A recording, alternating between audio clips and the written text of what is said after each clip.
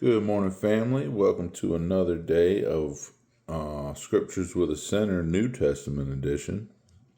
We're going to be reading out of the book of Acts. We're going to be reading chapters 23 and 24 this morning. And this is what it's going to read. And Paul, earnestly beholding the council, said, Men and brethren, I have lived in all good conscience before God until this day. And the high priest Ananias commanded them that stood by him to smite him on the mouth. Then said Paul unto him, God shall smite thee, thou whited wall. For sittest thou to judge me after the law, and commandest me to be smitten contrary to the law? And they that stood by said, Revilest thou God's high priest? Then said Paul, I wist not, brethren, that he was the high priest. For it is written, Thou shalt not speak evil of the ruler of thy people. But when Paul perceived that the one part were Sadducees and the other Pharisees, he cried out in the council, Men and brethren, I am a Pharisee, the son of a Pharisee. Of the hope and resurrection of the dead I am called in question.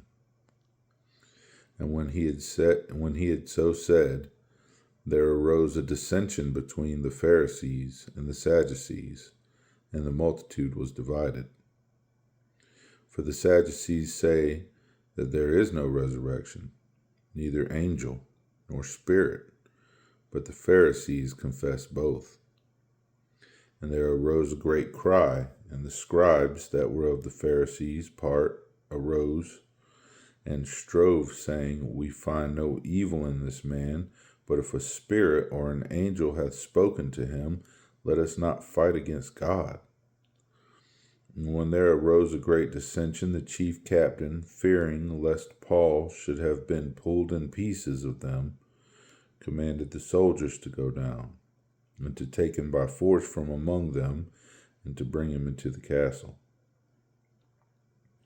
And the night following, the Lord stood by him, and said, Be of good cheer, Paul, for as thou hast testified of me in Jerusalem, so must thou bear witness also at Rome. And when it was day, certain of the Jews band together, and bound themselves under a curse, saying that they would neither eat nor drink till they had killed Paul. And they were more than 40 which had made this conspiracy. And they came to the chief priests and elders, and said, We have bound ourselves under a great curse, that we will eat nothing until we have slain Paul. Now therefore, ye with the council signify to the chief captain that he bring him down unto you tomorrow, as though ye would inquire something more perfectly concerning him, and we, or ever he come near, are ready to kill him.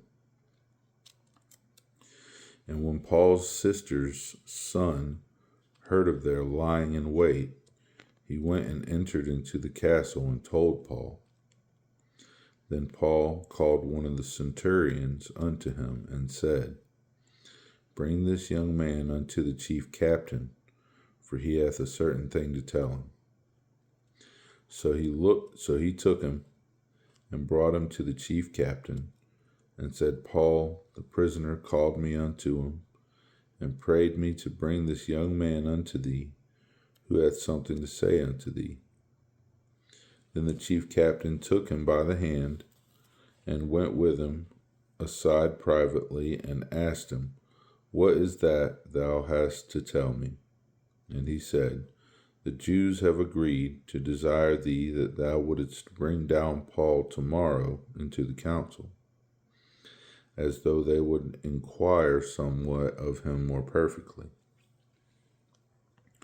But do not thou yield unto them, for there lie in wait for him of them more than 40 men, which have bound themselves with an oath that they will neither eat nor drink till they have killed him. And now are they ready, looking for a promise from thee. So the chief captain then let the young man depart, and charged him, See thou tell no man that thou hast showed these things to me. And he called unto him 2 centurions, saying, Make ready 200 soldiers to go to Caesarea, and horsemen 60, and spearmen 200, at the 3rd hour of the night, and provide them beasts that they may set Paul on, and bring him safe unto Felix the governor. And he wrote a letter after this manner: Claudius Lysias, unto the most excellent governor Felix, sendeth greeting. This man was taken of the Jews, and should have been killed of them. Then came I with an army, and rescued him, having understood that he was a Roman.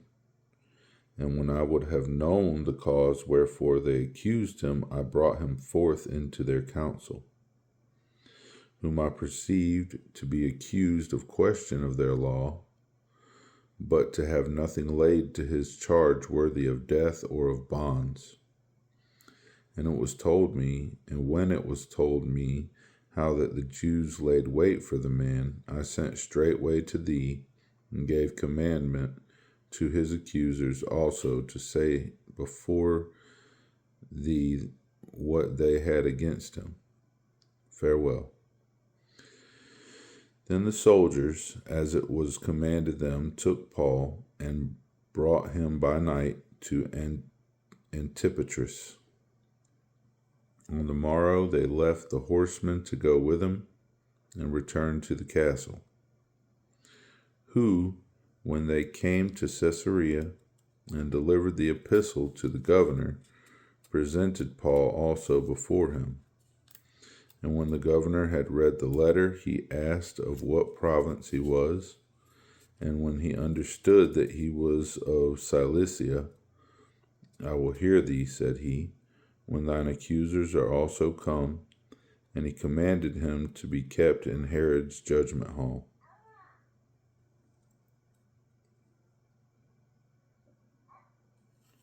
Stand by 1 second, folks.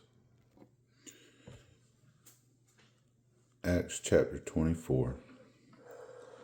And after 5 days, Ananias the high priest descended with the elders, and with a certain orator named Tertullus, who informed the governor against Paul. And when he was called forth, Tertullus began to accuse him, saying, See that by thee we enjoy great quietness, and that very worthy deeds are done unto this nation by the providence. We accept it always, and in all places, most noble Felix, with all thankfulness. Notwithstanding, that I be not further tedious unto thee, I pray thee that thou wouldest hear us of thy clemency of few words. For we have found in this man a pestilent fellow, and a mover of sedition among all the Jews throughout the world, and a ringleader of the sect of the Nazarenes, who also hath gone about to profane the temple, whom we took and would have judged according to our law. But the chief captain Lysias came upon us, and with great violence took him away out of our hands, commanding his accusers to come unto thee, by examining of whom thyself mayest take knowledge of all these things, whereof we accuse him.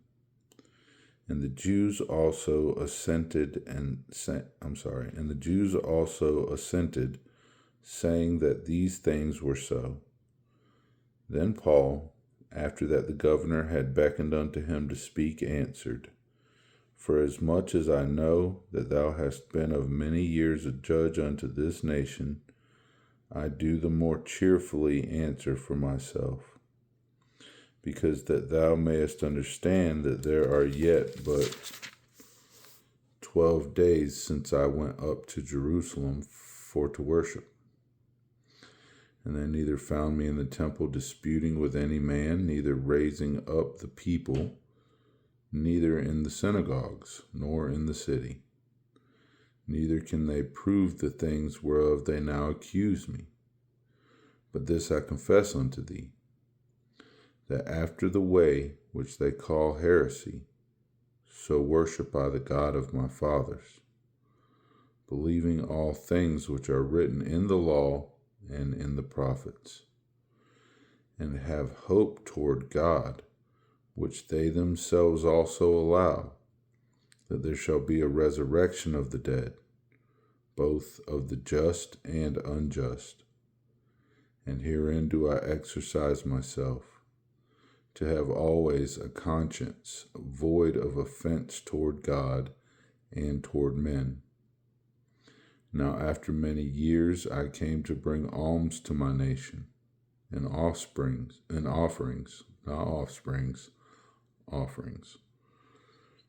whereupon certain Jews from Asia found me purified in the temple, neither with multitude nor with tumult, who ought to have been here before thee, and object, if they had aught against me.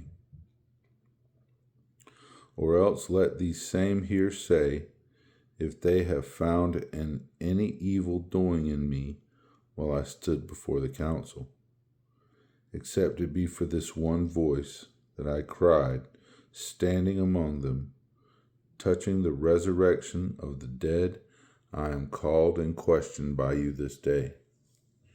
And when Felix heard these things, having more perfect knowledge of that way, he deferred them, and said, when Lysias the chief captain shall come down, I will know the uttermost of your matter. And he commanded a centurion to keep Paul, and to let him have liberty, and that he should forbid none of his acquaintance to minister or come unto him.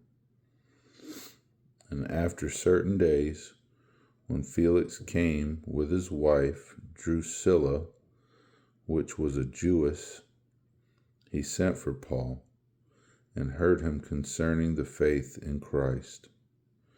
And as he reasoned of righteousness, temperance, and judgment to come, Felix trembled, and answered, Go thy way for this time. When I have a convenient season, I will call for thee. He hoped also that money should have been given him of Paul, that he might loose him. Wherefore he sent for him the oftener, and communed with Paul. But after 2 years, Porcius Festus came into Felix's room, and Felix, willing to show the Jews a pleasure, left Paul bound. And so that's where we're going to put a pin in it for today, folks. I hope you enjoyed it. That was a good read out of the book of Acts in regards to Paul. Things are happening for our good friend Paul right now that are pretty profound, as he makes his journey to Rome soon. And so that's where we'll pick up tomorrow at Acts chapter 25, and we'll see what happens. Hope you guys have a great Sunday. Enjoy your day. Enjoy church. Enjoy your worship. Enjoy your fellowship with one another and your brothers and sisters in Christ. I love you guys. Have a great day, and I'll see you tomorrow for another day of Bible and Scriptures with a Sinner.